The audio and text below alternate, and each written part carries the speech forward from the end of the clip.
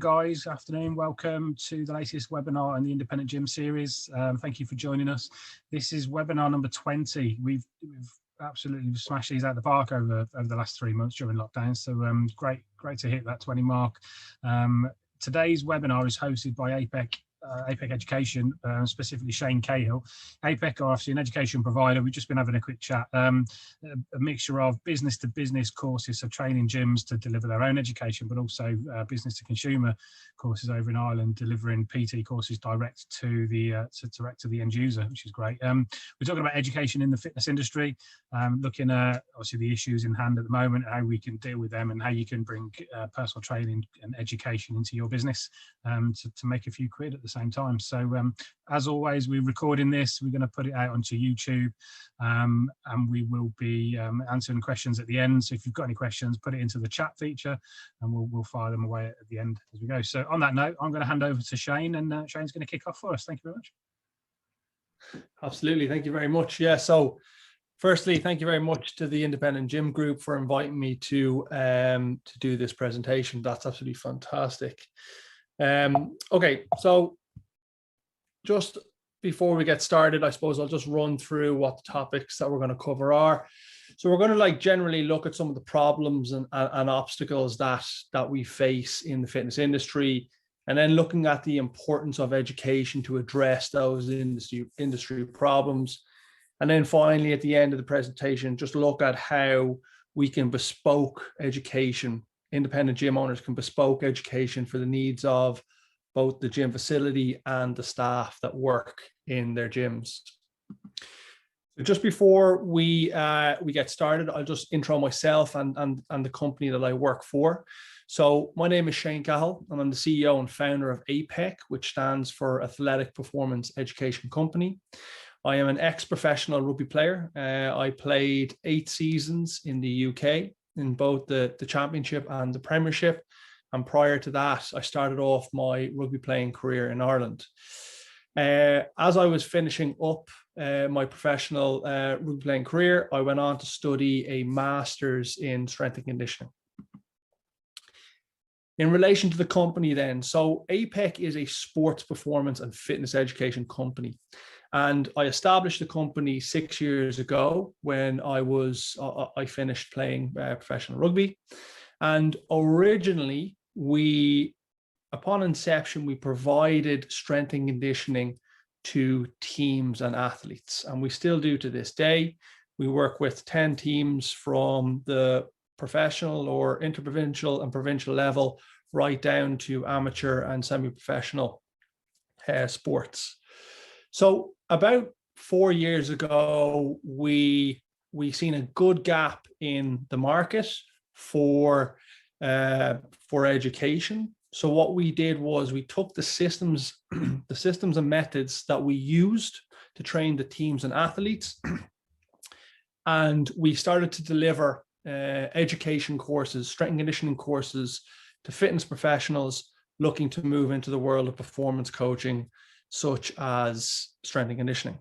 Today, that has evolved, and we deliver diploma education for personal training, health coaching, nutrition, and strength and conditioning.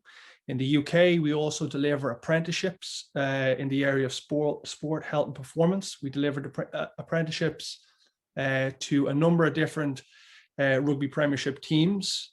And we also work with the armed forces as well, delivering diploma and apprenticeship education. So as of today, we are a team of 25 staff between Ireland and the UK, and we have a sports science team, an education team that looks after the creation and the delivery of all the education content that we put out, and also a performance coaching team, which looks after the athletes and teams that we still currently work with today. So we as a company realized very, very quickly as we were stepping into the education space that we couldn't just roll out the education that we wanted to, that there were a number of obstacles and problems that we had to overcome. And as much as I would love to sit here all day and explain to you about the problems that exist within the fitness industry, because that is my role and my passion within the company, is to understand the problems and obstacles that are in the industry and how you unpick them and map your way around them. But at a very high level, the first problem that we encountered with the creation of our strength and conditioning course was that the learners coming on to the program, level 3 and level 4 learners, didn't have the underpinning knowledge around the principles of training, the biomechanical aspect of education to actually progress on to into the world of performance coaching. So what we did was we regressed our education model and we went right back to the start, and we started creating education at level 2, level 3 entry point for fitness instructor, personal training. And now we control the whole educational pathway, starting at level 2, level 3, personal training qualifications, onto nutrition, strength and conditioning, health coaching, which is level 4 and level 5 diplomas, level 5 apprenticeships, and also applied degrees in the area of health, sport, and science. The second problem that we encountered, and one that is, I suppose, very close to my heart, is looking at the pathways, the educational pathways, or therefore lack of educational pathways that were available to athletes, professional athletes, while under contract. So what we did to address that problem was we created or we moved into the apprenticeship training space, and now we currently deliver a number of different apprenticeships into the UK Premiership rugby clubs, where we work with their players and athletes under contract, and we educate them so that when they get to the end of their contract, they can step into the world of health, sport, and performance. The third problem that we encountered, and probably the biggest problem, was the knowledge and skills gap that existed between medical doctors and coaching practitioners. And I'll give you a very high level example of that. Was if you take someone who has diabetes, they develop diabetes, that disease, they go to a doctor, they get prescribed medication, they leave the doctor. When they encounter another problem, they go back to the doctor again, at which point they get prescribed more medication. So what we looked at, and the knowledge and skills gap that we've identified, is coaches need to have the knowledge and skills to be able to step in and break that medicated loop with a holistic approach to health. And then the fourth big problem and is probably more fitting to this presentation, is the turnover or dropout rate of personal trainers or fitness professionals in the industry today. So looking at the dropout rate or the turnover rate, how does this affect independent gym owners? At the core of your business and anyone's business is the staff that run the business. All successful businesses have highly productive and a flourishing staff force.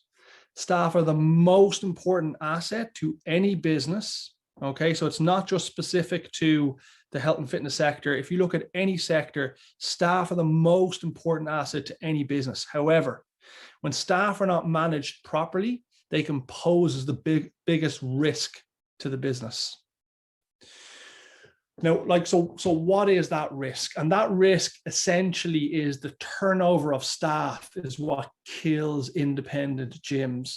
It's fine for the big corporate level gyms because the business model is built around them, those PTs building their own business internally within the gym. But when it comes to independently run gyms, the turnover of staff is what kills the operation of that gym, because it's the cost of retraining the staff that smaller operation gyms don't have the resources to put the time and effort into that. Most importantly, what you have to look at is how this dropout rate or turnover rate affects the customer. So how do we fix the problem? The first thing we need to do is we must understand the cause-effect relationship that exists. So we need to know that the problem is systemic and it's an industry education problem. The dropout or turnover rate of staff is an industry education problem. So it starts with us, the health and fitness community. And once we address it, once we understand it, the industry as a whole will follow.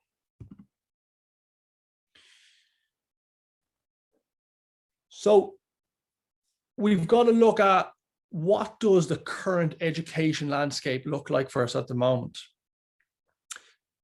So if you think about a common course that's delivered in the UK, and you look at your personal training level 3 qualification, every company that delivers that, or that qualification, is primarily made up of training science. So a level 3 diploma in personal training, the qualification structure is primarily made up of training science. Now, every company should be delivering into a framework. So we're given a framework in which we should deliver, and we can't really change that because it is a science at the end of the day. So no matter what company you go to, everyone should be delivering roughly the same structure, because like I said, it needs to be delivered into a framework. Where we differ is our mode of delivery is different.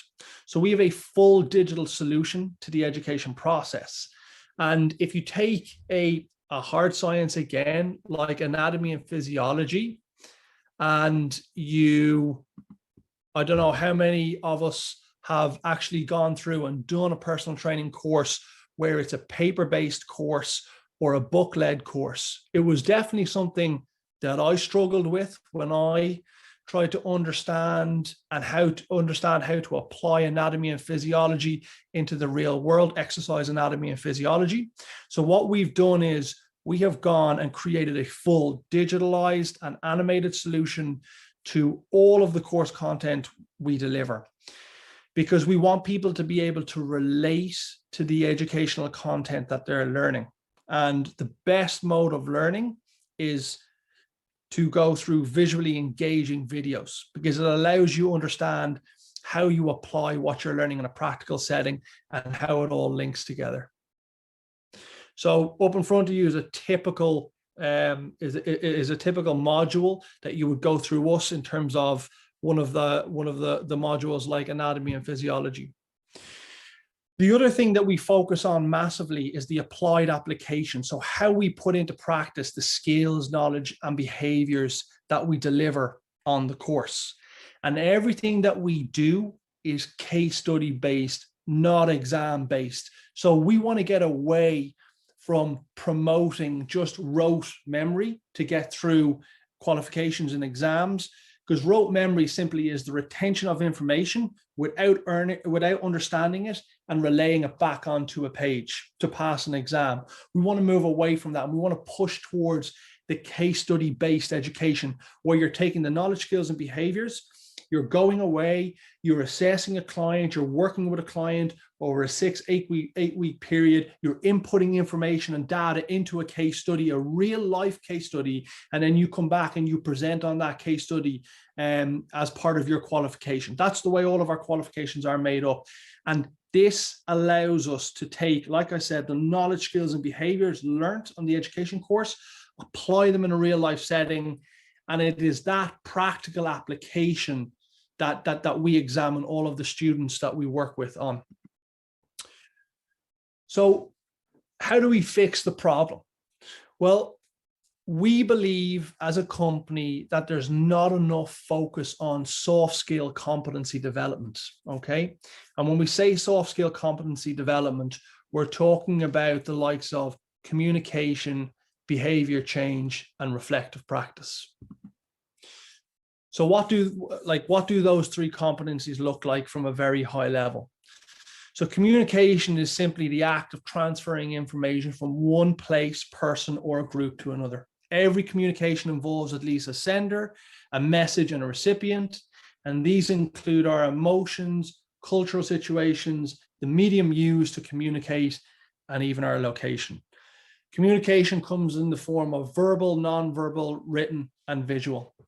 If you look at any organization in the world, you take whatever, even a sports team, you look at teams that perform very, very well in the world of sports, the one thing that they do is they communicate very, very effectively.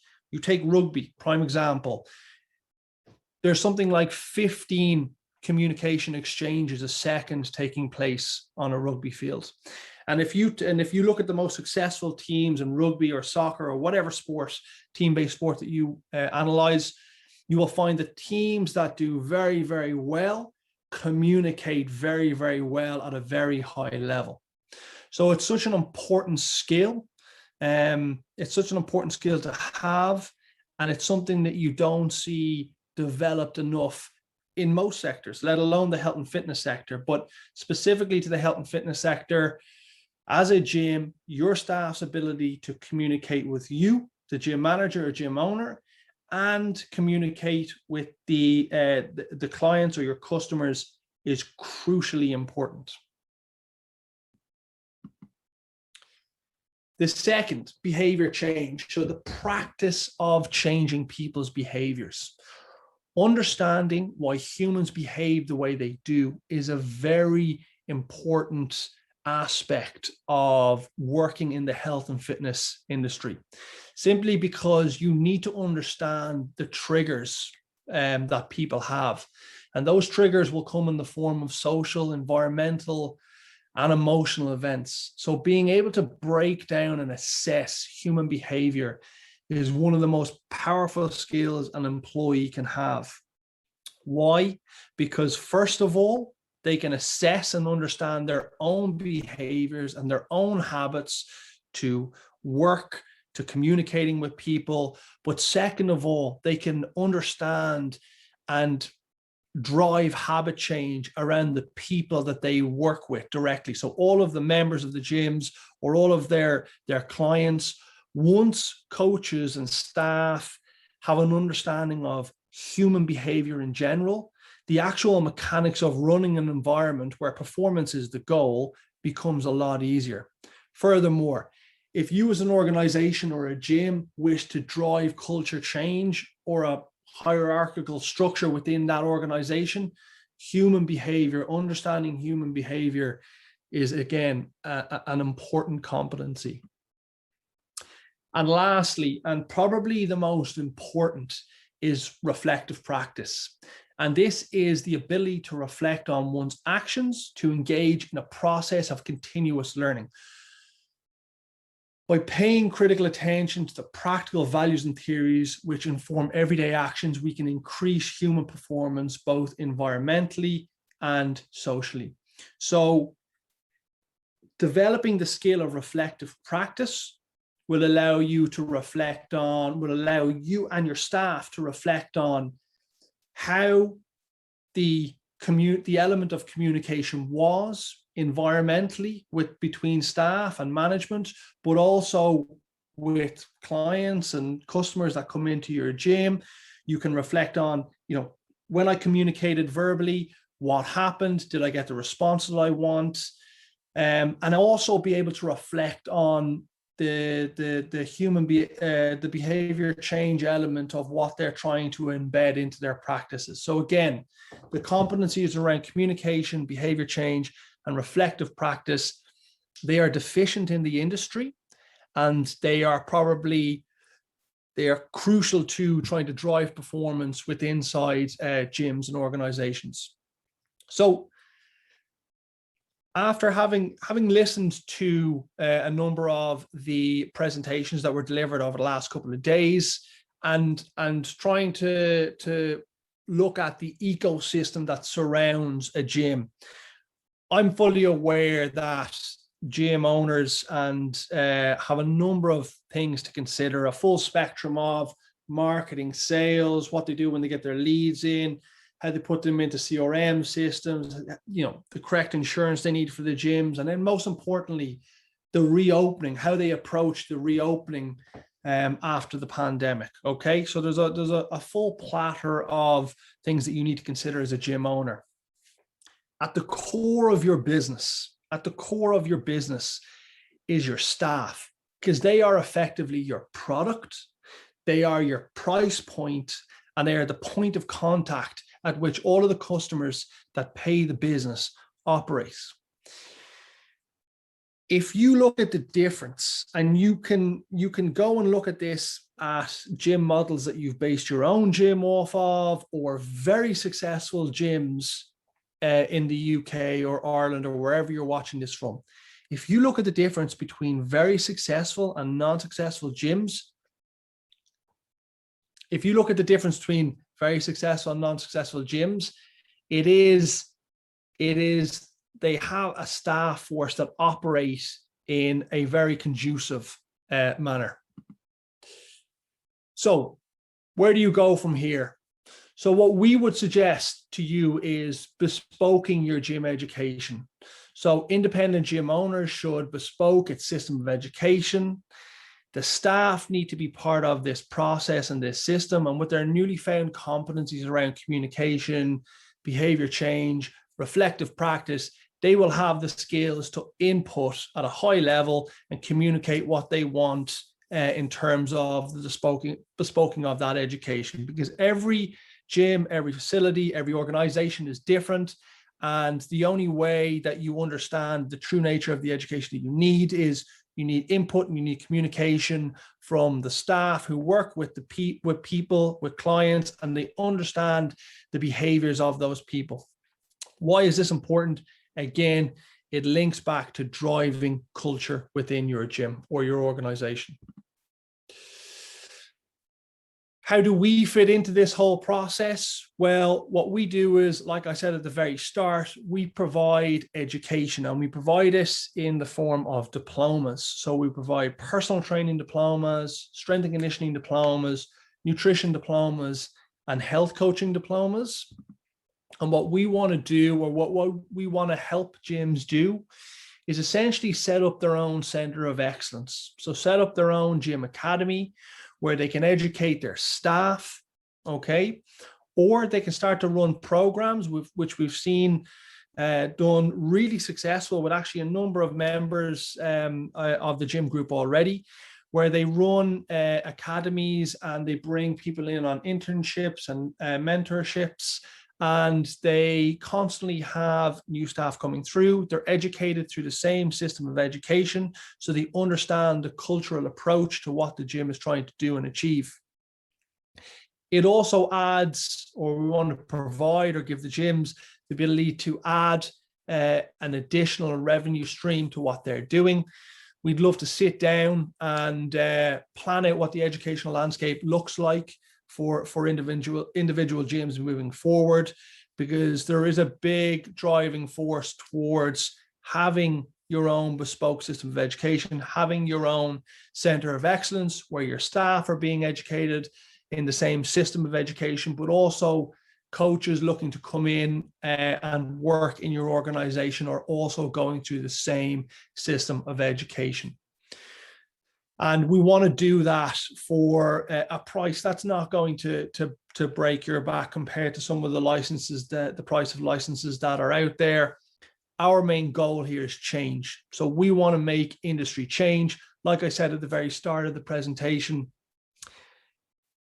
what we do is constantly assess the problems and obstacles that the industry is up against. So for us, it's not about the bottom line. For us, it's about change. We're trying to make industry change. We're trying to do it by bringing in competency, soft skills, and re-educating the industry. So we're reducing or mitigating some of the problems and risk that present itself within the industry.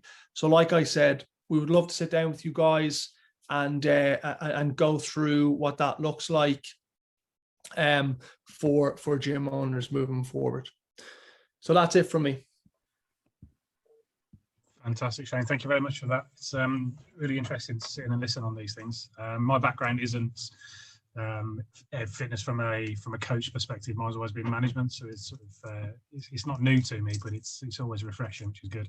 I've had a few questions. If anybody's got any questions, obviously put them into the chat feature. We can fire away as we go. I've been making notes as we go, and there's a few sort of two observations I made first, which I thought was really good. You're talking about the soft skills and people, they're not trained to deliver the soft skills like communication and so on. But the one for me was about reflection and reflective.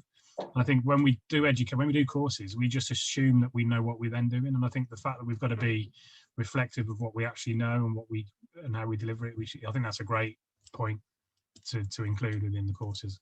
So I like that one. And then the other bit, you talk about the diplomas that you're doing, and one of them being health coaching. And that's so current at the moment, because in the past we've always been doing personal training for very fitness specific subjects. But there's a trend now to talk about health as opposed to fitness within the industry. So I think that's a great choice as well in terms of the diplomas there. So I like those bits. A few questions then. If we take a level 3 personal training course, we ignore the health coaching, even though I said it was so good. We take a level 3 PT course. So roughly how long would it take, or how long is the courses that you train gyms to deliver? How long would it take to complete a level 3 PT course? Yeah, so what we say is, look, and so like we like to give around the 3-month mark for the learning to take place digitally. And then what we say is we look for another 3 months for students to be able to go and apply their newly learned knowledge, skills, and behaviors. And over the second 3 months is where the recording of information comes from, and they start to build out their case study. So look, we're firm believers that the best way to learn is actually on the job learning. This is why we got into the apprenticeship space as well. On the job learning is one of the most effective ways that you can actually learn, because you're in the trenches, you're actually feeling the pressures and problems, and you're having to problem solve as you move forward. So that's what we typically look at, is kind of 3 to 6 months to complete the personal training qualification, including the case study. I think that's really good, because I think there's been a shift over, let's say, take the last 5-10 years, when education was really valued, then almost anybody could buy one on Groupon and deliver and complete a course in a weekend. And I think there's been a shift to that. Now there's a shift back, where it's not a race to complete your qualification. It's actually a 3 months of learning and 3 months of application to become experienced. So a 6-month course, I think, is really good. That's a great idea. Yeah, and look, the thing about it is the way our courses are structured are, so what we will do is at the very start, there's certain things around health and safety that will need to be covered so that learners can actually get on the floor and start practicing some of the knowledge, skills, behaviors. So we get that out of the way, we get them covered from an indemnity or insurance standpoint. And then, the element of, understanding the biomechanical aspect of movement, understanding the exercise programming, that takes time. And like I said, the only way you're going to learn that is be in the trenches, experiencing it for real. So that's what we do. We try and get people what they need to get from an insurance standpoint, to get them on the floor, and then work with them in a very applied and on the job setting. I listened to a podcast that I won't name because they're not, UKPT's podcast. They've launched one, and one of the questions I always ask is, should a personal trainer be reassessed ongoing? So there's nothing in place at the minute for a PT for in a year or 2 or 5 years time to have a reassessment. Yeah. So again, when I talk about us, the fitness community, having to make a cultural shift, that's what we need to do. There is no requirements at the moment for PTs to be reassessed on an ongoing basis. However, that really should be the case, because we all work in a very, the industry shifts at such a fast rate. Like only 2 years ago, no one would have been talking about understanding human behavior, because it wasn't a sought after thing. Now we can see what's coming down the road. There's a big shift into understanding emotional well-being, psychology, the behavioral change aspect of being holistic and living life, like how people respond to life outside of coming in and training with you. So there has to be, and we as a fitness community need to put the emphasis back on the PTs and the fitness professionals within our community to continue to educate and upskill themselves, because that's how we really apply best practice. We look at new methods coming onto the market, and we take them and we try and fit them into our system of education. But if you ask me, it probably is one failing within the industry at the moment, is that there isn't that ongoing assessment of, where fitness professionals are at from a practical standpoint, but also like an academic or an education standpoint. Competencies. I agree. Couple of more questions. You talk about big problem being dropout rate of people, of instructors coming in and then leaving the industry. Do you think that's more financial reasons or the perception of the industry? I mean, what do you think is the main reason that they drop out? So I think the main reason for the dropout is that, first of all, I don't think education systems give learners enough skills to be successful in the industry. So they're kind of skill deficient. That's the first thing. Because they are skill deficient, what you find is that they struggle to understand their place in the market, which causes them to probably struggle to make money or present themselves or in a way that they can make money. So there's a lot of factors, and again, it all relates back to education. The systemic problems that we're not providing enough infrastructure for these young and upcoming coaches to succeed, and so yeah, I definitely think it's education related, and it starts right at the very start with the education companies working with these people, that they need to focus on things that are going to make a difference when they start coaching, and being able to apply themselves in a practical setting is very, it's very important. We know it is, because we work in a very, practically orientated environment. But also, when you're in that environment, have the skills to be able to communicate, have the skills to be able to reflect on your communication. Are you doing that well? And have the skills to understand the behaviors of the people around you. You go into a working environment with those skills, you'll find you'll scale the ladder very, very quickly. It's when you don't have those skills to understand, how do I start growing? How do I start growing as a PT? Like, education can be daunting. It's like you need to understand and have the skills around how to continue your own education, become autocatalytic in many ways, where you're self-learning as you grow as a PT. Definitely, I agree. Right, last couple of questions, more around the actual products, I guess, and what you offer. Verification is probably one. It's obviously, I think there's Active IQ and a few other awarding bodies. Are the courses verified by an external body, or what's the details there?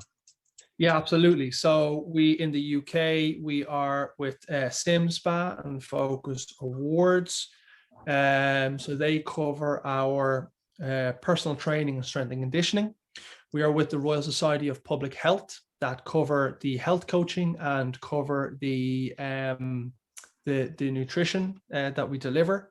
In Ireland, then we are with IREPS, and we are with also Focus Awards covers in Ireland as well. And then all the qualifications that we run are either Ofsted or Ofqual regulated qualifications. So right across the board, we that's all we deliver is regulated qualifications. Very good. Some big names there. So it's clearly valid courses. Yeah, which is great. And then the last one is in terms of geography. If you're working with a gym owner that's delivering courses or delivering their own courses from your academy that you teach them, do you restrict geographically the gyms around them from delivering through you, or will you work? Who do you work with, essentially, I suppose? Yeah, so look, we, in terms of a gym setting up and running their own academy where they sell education, Look, we don't want, obviously what we want to avoid is too much competition, because that's not what we're trying to achieve. So if someone sets up an academy, we obviously don't want people near them selling education. So we monitor geographically what we do and who we work with. Yeah, fantastic. That's good then. Right then, that was literally my last question. So thank you, Shane, very much for jumping on and hosting today. It's been really interesting. Obviously, we've got this recorded, so we'll post it up in the group, and we'll share the links out there, and we will post details of how to reach out to APEC to inquire as to delivering your own qualifications and courses for your gym business. So Shane, once again, thank you very much, and we'll speak to you all soon. Thanks a million, guys. Cheers. Cheers.